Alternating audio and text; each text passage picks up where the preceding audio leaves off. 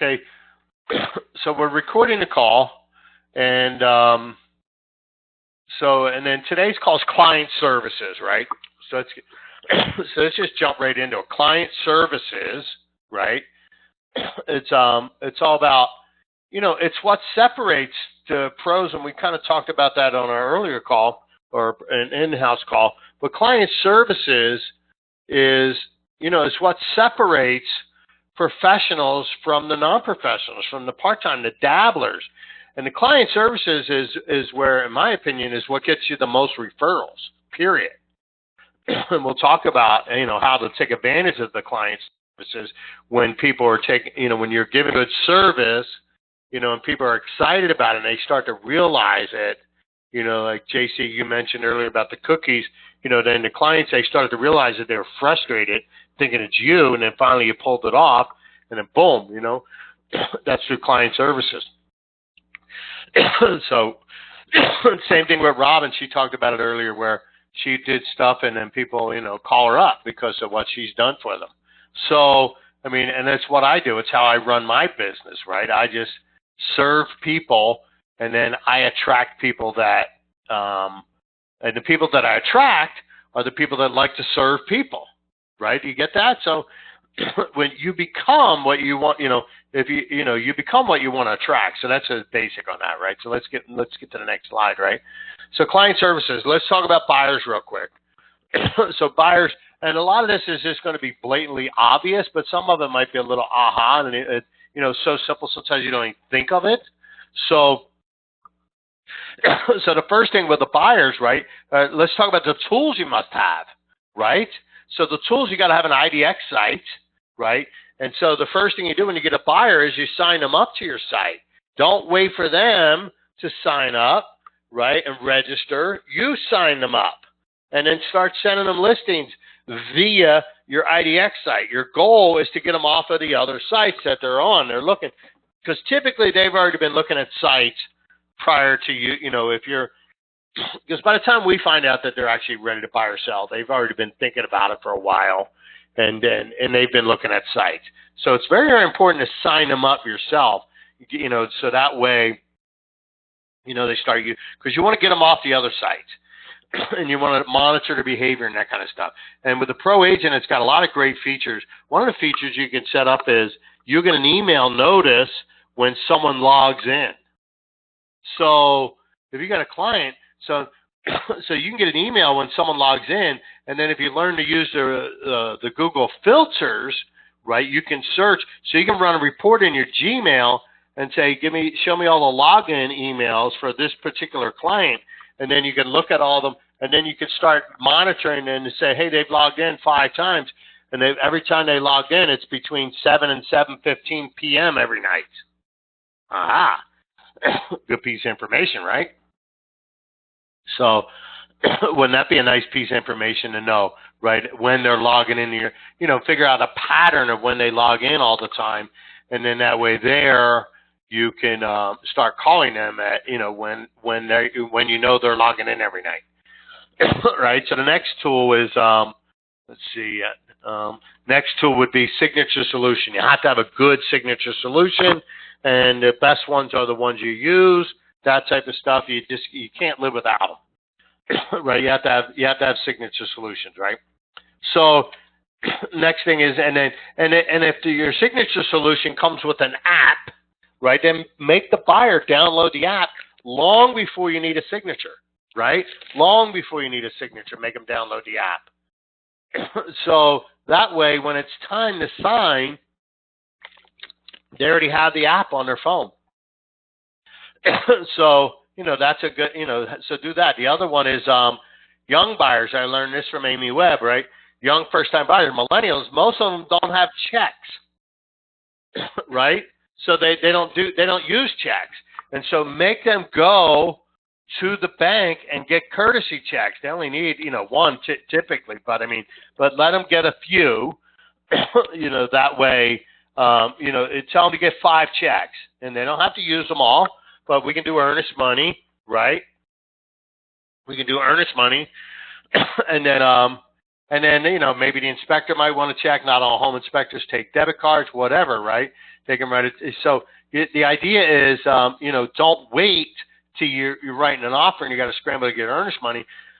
Because I recommend always that, and this is in the service of your client, especially if you're in a competitive situation, if you present, if you let the listing agent know that you've already received the earnest money, well then, that can give you just a slight edge over two people, right?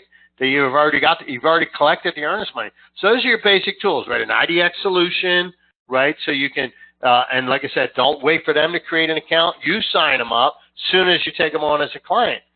A good signature solution, have them download the app, have them get checks if they're young millennials, right? The other one, 3-ring binders, right? Yes, you heard me correctly. A 3-ring binder. I know they can look at listings on their phone, their computer, that kind of stuff, and that's fine. They can save favorites. But when you go out showing houses, what you want is, and the type of 3-ring binder you want is the kind that has the plastic cover where it has a sleeve in the front where you can slide a sheet of paper in there in the front, so it kind of gives you a cover. So you could slide a sheet of paper in there where you are, to brand to you, right? It's got your brand, your name, your phone number on the front, and it's got their name on there and that type of stuff. And then when you go to take them out and show houses, right? I want you to print the listings from your IDX site because I want them to be used to your IDX site. I want you to get used to because you go to your site and just print off the listing, right? And then that way they have it. It's got the QR code in there if they want to go look at more, blah, blah, blah. And then when you go out showing houses, you bring the 3-ring binder the first time and you give it to them. And you 3-hole punch the listings you're going to go look at, give it to them in the order that they're going to go looking at them, right? Excuse me. And then that way they can make notes on the 3-ring binders. You have little dividers, the ones they don't like, the ones they really like, that kind of stuff. Bring a pen, have pens with your name and number on it, right? And just even take a little string, tie the string to the 3-ring binder. Let them take that with you. And then they can walk around the houses, looking at houses, and they got the listings already there in the order that they can start taking notes on, right? And so things like that, have little things, give them a tape measure if you want. If they want to measure a room, so have a tape measure with your name and number on it, right? Brand it to you. These are just little things because this is what about, so on our in-house group call this morning, for those of you that are not in our company, that one of our agents was talking about, they picked up a buyer from SOI. Another agent had already shown them homes, but they didn't like that agent. But if you sit down with an agent or a buyer, and you say, hey, look, we got to get some checks. You got to download this app, and then here's a 3-ring binder. We're going to go out and look at houses, and then and all the houses are lined up. Well, you're not going to have that experience that this buyer had and said, we talked to an agent. The agent talked them into showing houses, and they're like, nah, we're next. So we're providing services, right? So you got to stand out. There's a lot of competition. There's so many agents out there that it's very little effort to stand out and be well above everybody else in the client services, right? So the other thing is, what I used to like to do is I'd bring a little cooler. If it's in the warmer weather, you still bring a cooler, but I'd have a little cooler in the car, and I'd have water in it, and maybe some, crunch bars or whatever, some protein type bars or whatever, snacks, little things like that. So when you're riding around, you got them in your car, and they're like, you got water, you got the 3-ring binder, and if it's a couple, give them 2 3-ring binders, one for each, so they both could take notes. Give them double everything, right? Give them each their own tape measure, and then buy tape measures. You can buy cheap little ones, brand it to you. You got phones branded to you. Not phones, pens. So have all that stuff there, right? So what an experience they're having. So they're going to talk to their friends. And so here's the thing, right? You've heard me say the reticular activator, you buy a Chevy, you see Chevys, right? Well, guess what people that are buying homes see? They see other people buying homes, right? They know. So they're talking to people. They know other people that are buying homes, and then they're sharing experiences. Oh, yeah, we're with my agent. My God, it was awesome. We showed up. He had a cooler with snacks. He had water. He gave us a tape measure. We each have our own binder with see the listings that we're going to go look at. We could take notes. What a great experience, right? I mean, that's what you want that buyer telling their friends that are out buying their houses, and they're like, gosh, our agent was like, whatever, didn't do anything like that, right? So let's go to the next one, right? So those are the tools you gotta have, right? So now let's talk about affiliates. You gotta have your affiliates, right? So let's, we all know, and we all know the affiliates you gotta have, right? Your inspectors, right? You gotta have good lenders, right? Not just one. Some lenders are better at certain things than others, right? And you use your own discretion to say, hey, they'll probably be better with this lender, right? And then inspectors, not just a home inspector, but you need an electrician, a plumber, a drain scope guy, a roofer, engineer. And now you need to know, more about solar information and anything else you can think of, right? Because and the thing is, it's all about, if the inspector says something like that, say, hey, look, we can get an engineer out there, and then have guys on the phone right away. Say, hey, talk to the inspector and then get a hold of your buyer and say, look, I have a list of all these different people, whatever you feel comfortable with. If you think, we need to have an electrician look at this based on what the inspector says, then we'll have it. Do a drain scope. Obviously, a meth test. Your home inspector should be doing meth tests and radon tests if required, right? So, I mean, and these are, again, I'm stating the obvious, but again, and then you can let your buyers know we have all these. So in the 3-ring binder or in the orientation, you can give them the binder at the first meeting if you want, right?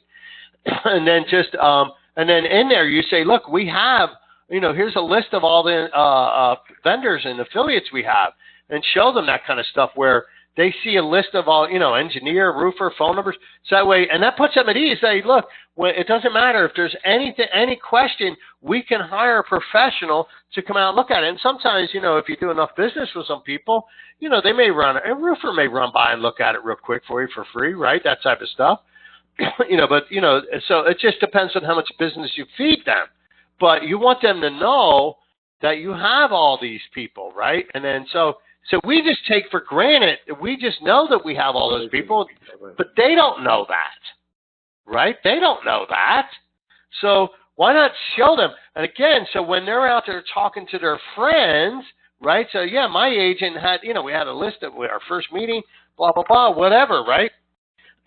So, and like I said, I'm stating the blatant obvious, right? Then when you're under, you're under contract, you need to know all this stuff, right?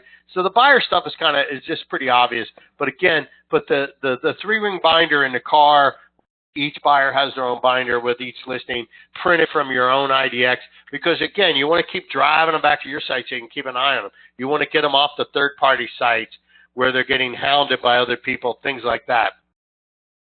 So, and so anyway. And then any kind of questions, and then they can write down questions. You can just chat and, make it a good experience. Have the cooler with the, the snacks and the water, right? Because what you don't want to do is get, through and you got, you don't want them saying, I'm hungry, let's break for lunch. Now you're buying lunch, blah, blah, blah, right? So keep them fed, keep them hydrated, right? So, all right. So if you're, because we can hear, when you're having conversations, separate conversations, we can actually hear. So, if you're going to have a separate conversation, then please go ahead and mute yourself. If not, if it gets too noisy, I'll just mute us all. Okay? So, any questions, thoughts, or anything concerns on, hello? We can actually hear you. Reminded me about it. I signed up Hello? for it last week, I think. Hello, we can hear your conversation. Oh, so sorry. Either mute yourself. Yeah, just of course, mute your of course. phone. So anyway, so that's, you want it to just be an ultra positive experience with your buyers, right? I mean, it's just that basic, it's that basic, right? So the other thing is to talk about buyers. Let's talk about closing costs real quick, right? So the first thing we want to do is we just want to have the seller pay the closing costs. And then you got to, and take your lenders out back, beat them with a stick, because if your lender tells the buyer that the seller pay closing, because the lender will say something like, sometimes the seller will pay the closing costs. Well, the only thing the buyer ever heard was the seller's paying the closing costs. Didn't hear the may part. Didn't hear the part that you had to negotiate it. So you just have to train your lender to say, look, when it comes to closing costs, you let the buyer know there's a couple ways we can do it. Instead of saying the seller will pay for the closing costs, train your lenders to say they can finance the closing costs. right? How do you finance the closing costs? Well, there's two ways. You can finance it in the purchase price, right, where they can add it. One, they can pay cash, but they can be financed inside the price, right? That's just by, but we all know in a multiple offer situation that the closing cost could be the 800-pound gorilla that gets you to lose the deal, right? The other way you could finance it is through the rate, or in the price, and the other one is through the rate. So this is especially for first-time home buyers. It is my opinion that a first-time home buyer is better off paying a higher interest rate and owing less money. And then there's two things it's going to do. One, they can actually win the bid because the seller's not paying for it out of their pocket, right? So that number one, you got them the property, right? So closing cost is always the 800-pound gorilla, right?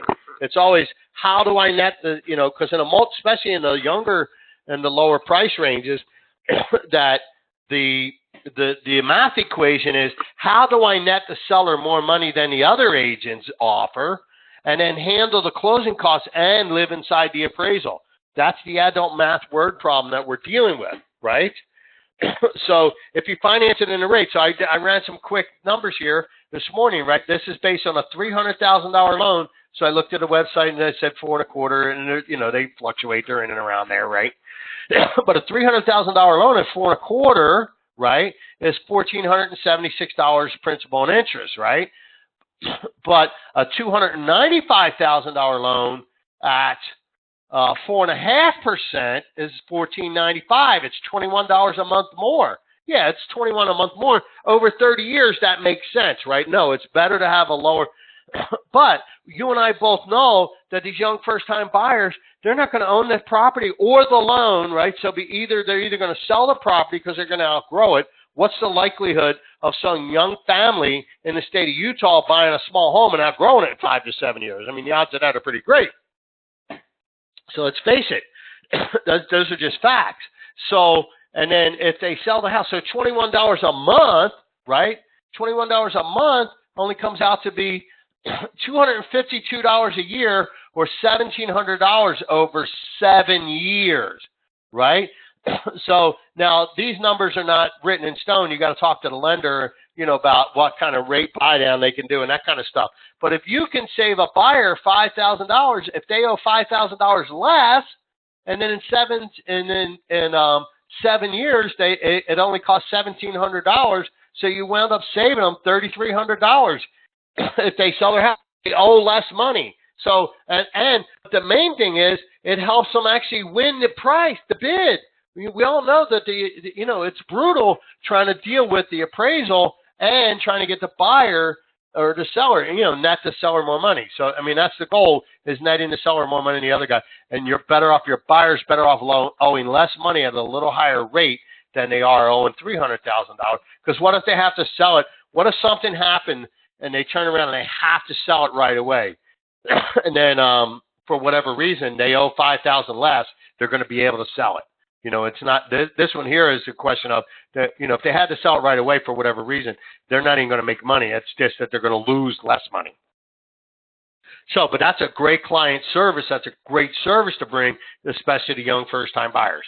And it's also to somebody that knows, you could have guys that are coming in town, let's say to work on the airport project, and they know they're only going to be here for 5 years, or let's say they're going to work in the Adobe building project, and it's a building superintendent that knows they're only going to be here 5 years. They're better off financing it in the rate because they know they're going to be here 5 years, and then they're going to be shipped to the next project, major project, right? So it applies to even higher priced people, but again, these are services that most agents don't offer, right? So some of this is, like I said, kind of blatantly obvious with the buyers, but a little more, we'll get a little more deeper services as we get into sellers, right? So let's get to the next slide, right? So let's talk about, we're still on buyers' warranties, right? You should always get a warranty, right? If you can't negotiate it in the price, give it to your buyer as a closing gift, right? I mean, it's not hard to negotiate a warranty in the price. It's just not. I mean, get them a good warranty that covers like almost everything, right? And $500. Right, so that really helps because, if anybody's ever been in my classes, they know there's 2 role plays, right? So let's have the two role plays. Ring, ring, right? The buyer answers the phone, or you answer the phone. It's the buyer, and they're like, hey, and you're like, hey, how's it going? They're like, well, my furnace doesn't work, and I'm like, oh, wow, that sucks to be you, right? Hey, by the way, who do you know that maybe consider buying or selling a home? Or, right, I mean, you can't convert, how's that feel, right? All you had to do is make sure they got a warranty rather than saying, or the next phone call, they say, hey, my furnace isn't working. Hey, remember at closing, I negotiated a warranty for you, or actually I purchased a warranty for you out of my own pocket. All you got to do is call this number and they'll take care of you right away. And there are some, there's different ones out there. I personally recommend IBEX, I use them personally.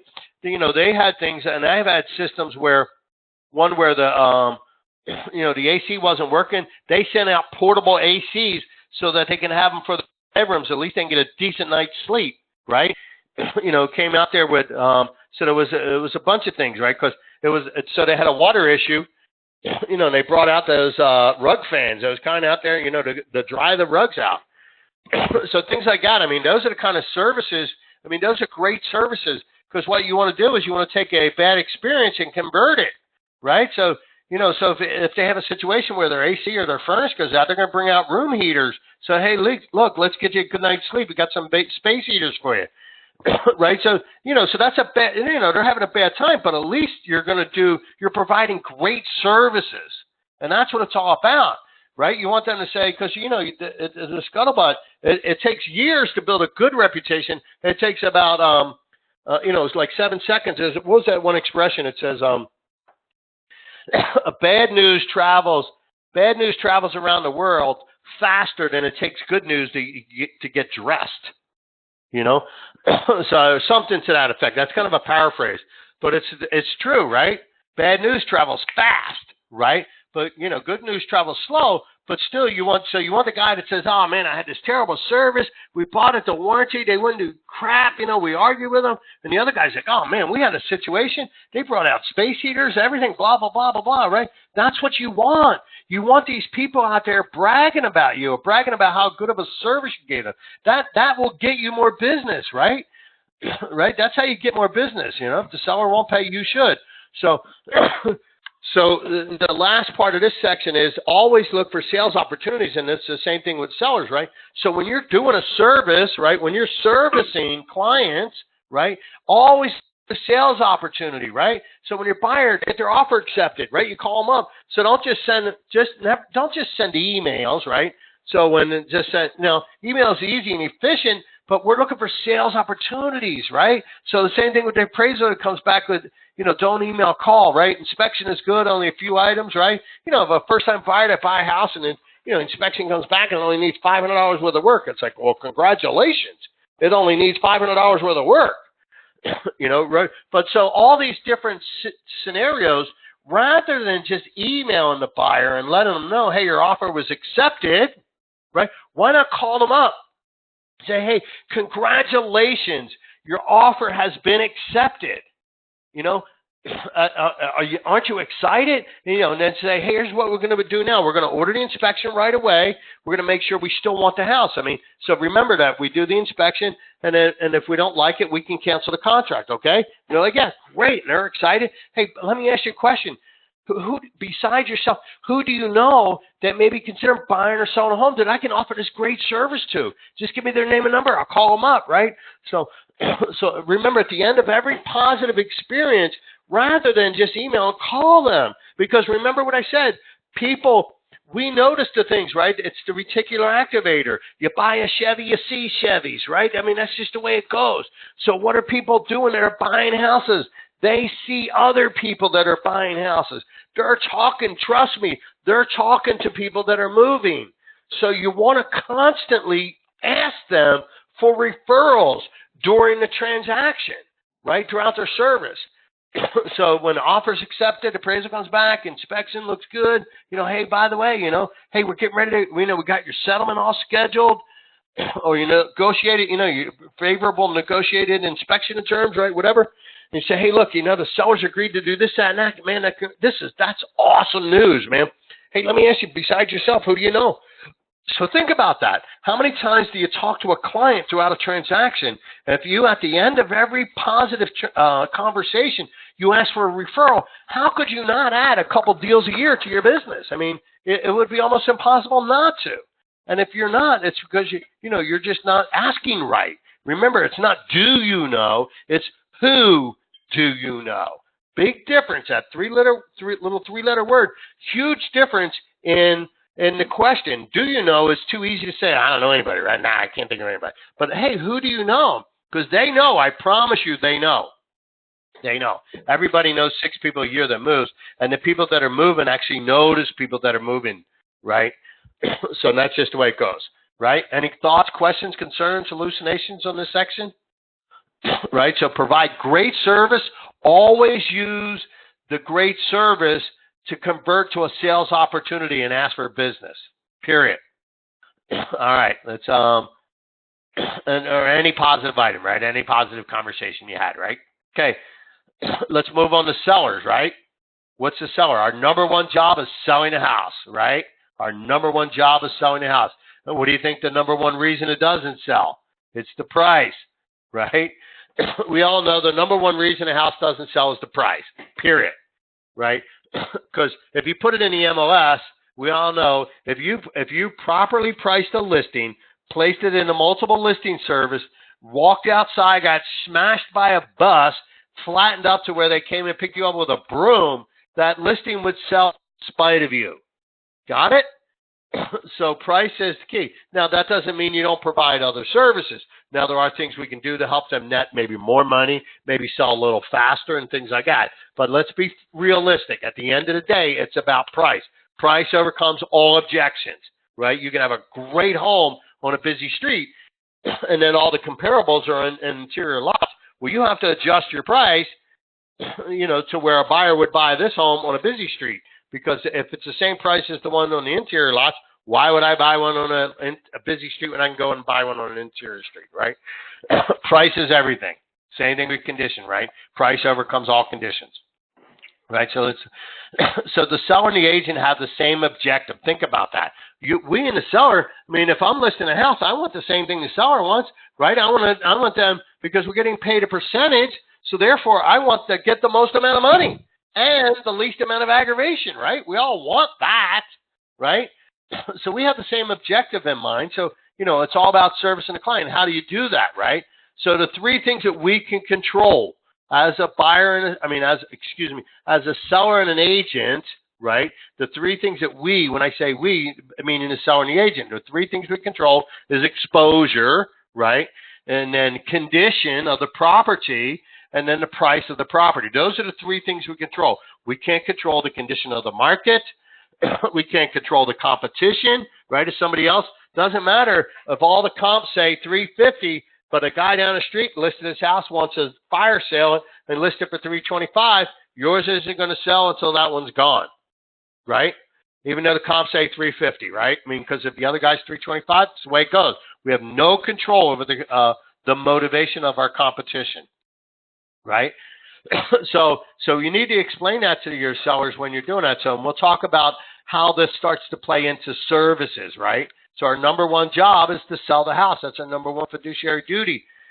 They hired us to sell the home. So if we have to negotiate our seller to lower the price, which may seem like in their eyes that, well, hey, look, aren't you trying to get me top dollar? Well, yeah, but my first job is to sell the house, right? Then the second job is to sell, I want to get top dollar, but we know that if it's not priced right, it's not going to sell, right? Unless it's a 10-year listing, then eventually prices catch up, that type of stuff, right? I mean, if it's a little overpriced, prices can catch up in a moving market or a slight adjustment or anything like that. But we know, so it seems counterintuitive to have to actually negotiate against our seller to lower the price. But the reality is, as soon as you correctly price the home, it will sell, which is the job they hired us to do, is to sell the house, right? So sometimes you have to negotiate against your client to do the job that they hired you to do. It just seems counterintuitive, but really that's what they hired us to do, right? So now let's move on to that, right? So next one. Yeah, listing presentation or pricing presentation, right? So I always say, and by the way, we have next Monday is going to be a listing presentation CE class. I should have put CE. It's a CE class. It's going to be down the Miller Conference Center. So that was in your emails. So, and then if if you're on this call, you've got an email. So but you can sign up for that one. That one's a good class. I may say it's an hour CE, but I'm going to take more than an hour, I think. But you only get a 1 hour credit. So there's not enough for 2 hours, I don't think, but maybe it depends on the class, anyway. But so plan at least 90 minutes, but you'll get 1 hour CE credit. And in my opinion, the real value is in not the CE. The real value is in having a powerful and how to list, how to do a presentation properly to where you take more listings. That's the real value of this class, not the CE credit. But I've learned that if you can dip crap in CE and agents will show up. So if you dip gold in CE, then more show up. Anyway, so let's talk about pre-published. When I say published, I'm saying you've already listed the property, right? So when you signing a contract is when you list it. Publishing it in the MLS is not when you list it. That's when you publish it, right? So and our packet, our in-house packet, we have a standard addendum to our listing contract that says, we're not going to publish the listing until the house is ready, the photos have been delivered. If the seller has to buy another house, they've been pre-qualified until we have the title report. And any items on the title report have been addressed and cleared up. So in other words, we're not going to publish listings. So the MLS has a form, the MLS exclusion form. So that's actually to exclude it from the MLS. My addendum is approved by the MLS. I fought with them for the longest time. I've had it approved by the last two CEOs because it's not their standard form. And so anyway, but we're not excluding it from the MLS. We're just not going to publish it to the MLS until the property's ready.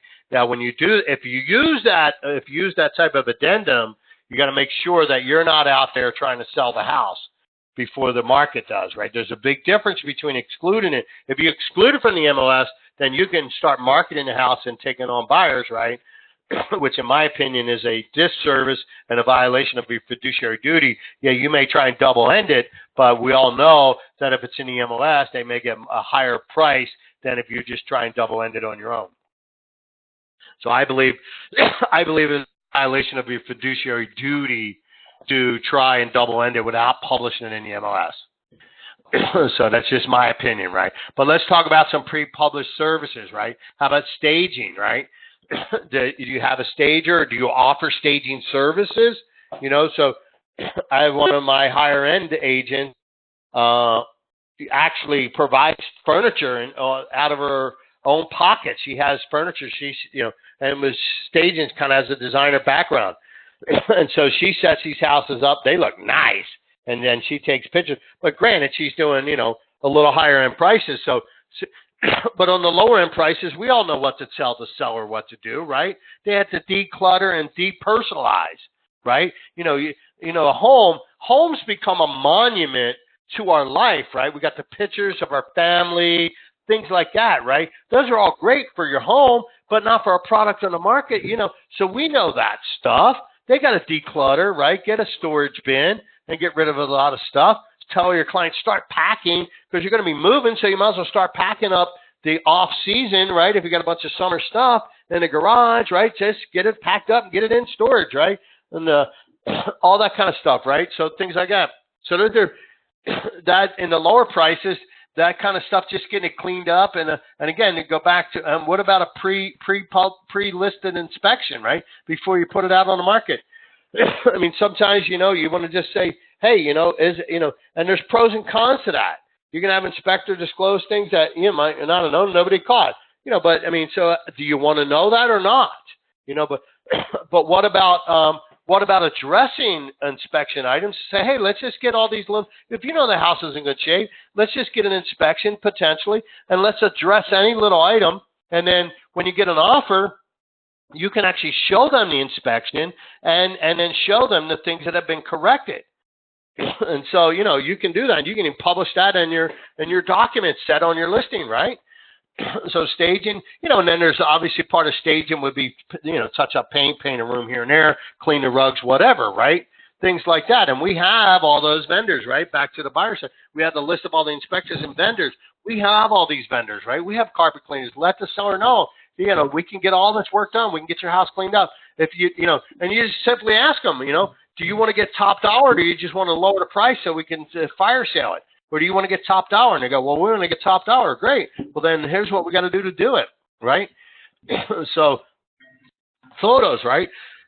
So taking your own photos is, in my opinion, silly. So because research has proven that high quality images generate more leads, right? So more buyers will actually want to see the house when you have high quality imagery. It's the research proves it.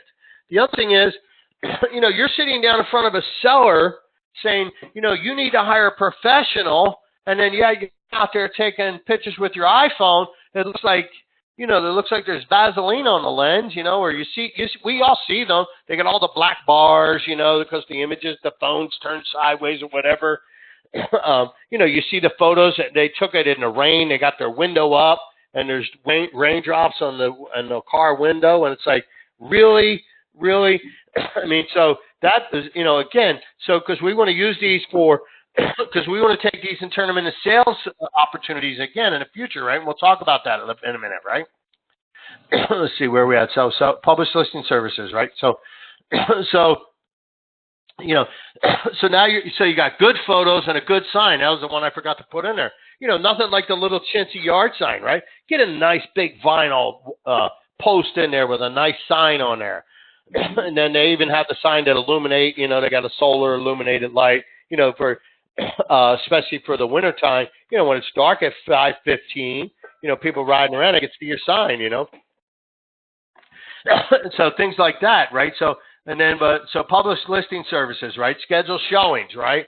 Nothing is more frustrating for you. Those of you that are members of Wasatch Front Agents, we hear it all the time. Can't get a list, can't get in the show, and it's so frustrating, right? If you're not going to answer your phone, hire a service, right? Either answer your phone or hire somebody. Hey, your clients are paying you a handsome salary. The least you could do is answer the darn phone and schedule the appointments. Period. Come on now. We owe it to them. They're paying us to do that. Plus, you just never know. That's how you get paid if somebody gets in and buys the house, right? Hello. It's probably one of the biggest frustrations you hear out there. I can't get the other agent to answer the phone, right? These are services. The other services we do feedback, right?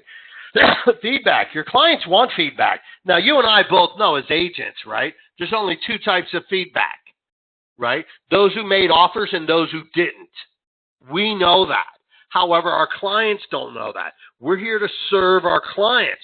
But again, and we're going to talk about the list or the sales opportunity when we talk about that, right? So you want to get feedback.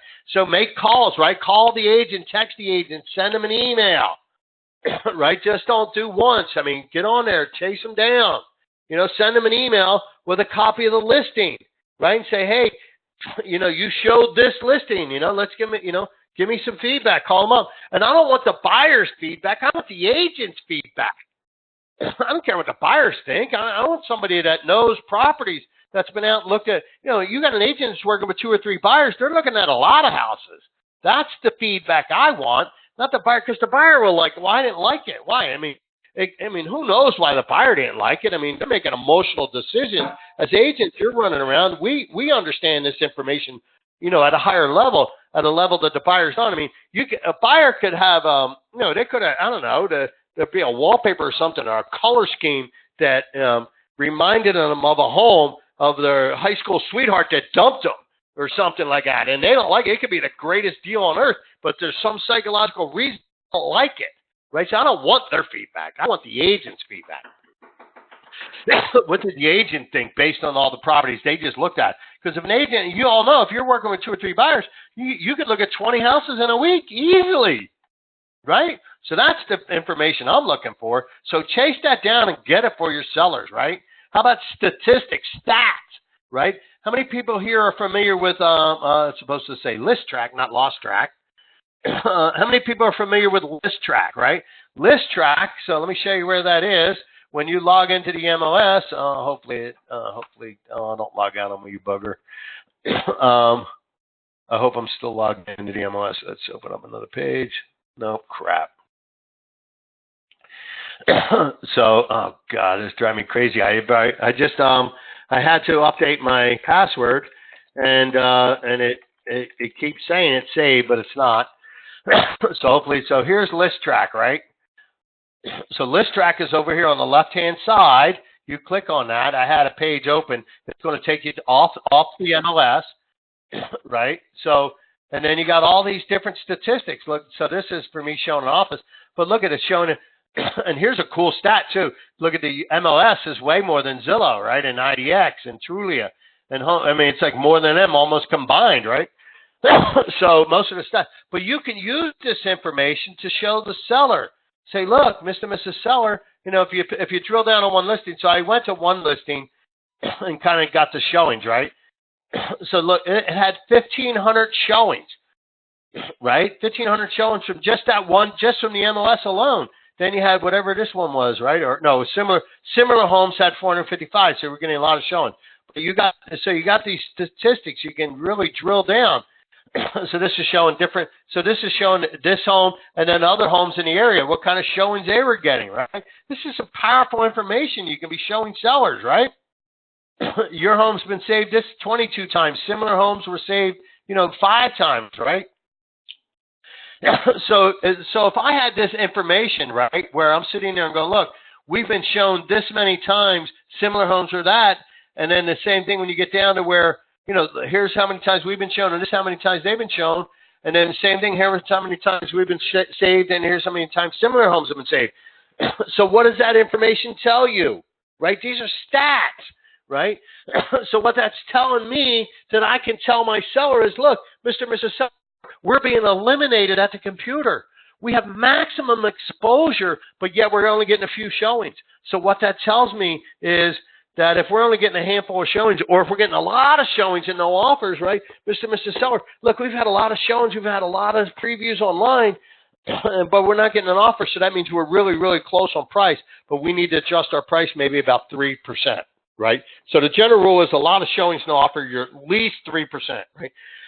3 to 5%. Hardly any showings, but if you got a lot of stats online and hardly any showings, then you're at least 5%. So I just wanted to show you the List Track, and I want you to get in there and and play with it and learn to use it, because we're starting to move into a little slower market, right?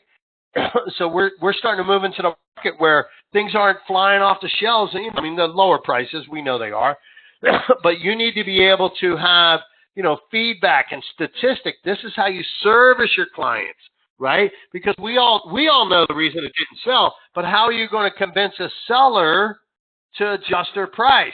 Because remember what I said, our number one job is to sell the house. And we all know why it doesn't sell at a price. So we have to negotiate our seller to the correct price if we can't get them there. So feedback, statistics is going to help you get there, right? Number one complaint from sellers, lack of communication. Boy, there's a theme. Number one complaint agents have about other agents, lack of communication. Number one complaints from buyers and sellers, lack of communications, right? So be a professional and answer your phone, communicate. So you got to communicate with your clients, right, and show them different stuff. So when you're on a listing appointment, ask the seller, what is their preferred form, right? The phone, text, or email.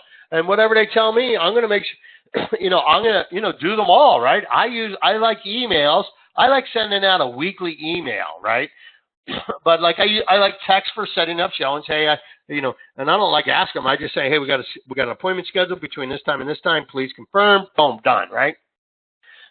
So, but I recommend all the above, right? So the 3 things, and so create an email template. So I used Gmail services. I used a premium, but you could create template emails, right? So where it's you can just, all you have to do is fill in a few pieces of information. And so you can actually run reports from List Track. You can run reports from your tour statistics, the same thing, right?